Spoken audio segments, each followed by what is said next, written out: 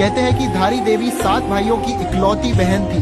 बचपन में ही माता पिता के देहांत के बाद सातों भाइयों ने धारी देवी की देखरेख की। वह भी अपने भाइयों की खूब सेवा करती थी। तभी भाइयों को पता चला कि उनकी बहन के ग्रह भाइयों के खराब हैं, तो वो बहन से नफरत करने लगे। जब वह कन्या 13 साल की थी तो उसके 5 भाइयों की मृत्यु हो गई। बचे हुए 2 भाइयों को लगा कि इसी बहन के ग्रहों के कारण भाइयों की मृत्यु हो गई है। फिर उन्होंने रात्रि के समय में कन्या की हत्या कर दी और उसका सिर धड़ से अलग कर दिया। सिर और धड़ को गंगा में बहा दिया। कन्या का सिर बहते हुए दूरधारी गांव में पहुंच गया। प्रातःकाल में नदी किनारे एक व्यक्ति कपड़े धो रहा था। उसे लगा कि एक कन्या डूब रही है। बचाने का प्रयास किया, परंतु पानी बहुत था, इसीलिए पीछे हटा। तभी उस सिर में से आवाज आई कि डर मत, मुझे बचा।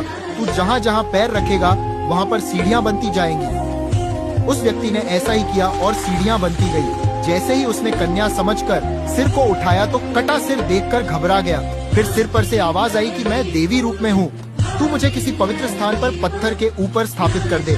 व्यक्ति ने वैसा ही किया। तब देवी ने उसे सारी बात बताई और पत्थर में परिवर्तित हो गई। कन्या के शरीर का बाकी हिस्सा काली मठ में है, जहाँ मैथाना माँ के रूप में सुप्रसिद्ध है। धारी देवी मंदिर उत्तराखंड के पौड़ी गढ़वाल में स्थित है। माँ धारी को उत्तराखंड की रक्षक भी कहा जाता है। धारी देवी मंदिर में कहते हैं कि धारी देवी 7 भाइयों की इकलौती बहन थी। बचपन में ही माता पिता के देहांत के बाद सातों भाइयों ने धारी देवी की देखरेख की। वह भी अपने भाइयों की खूब सेवा करती थी। तभी भाइयों को पता चला कि उनकी बहन के ग्रह भाइयों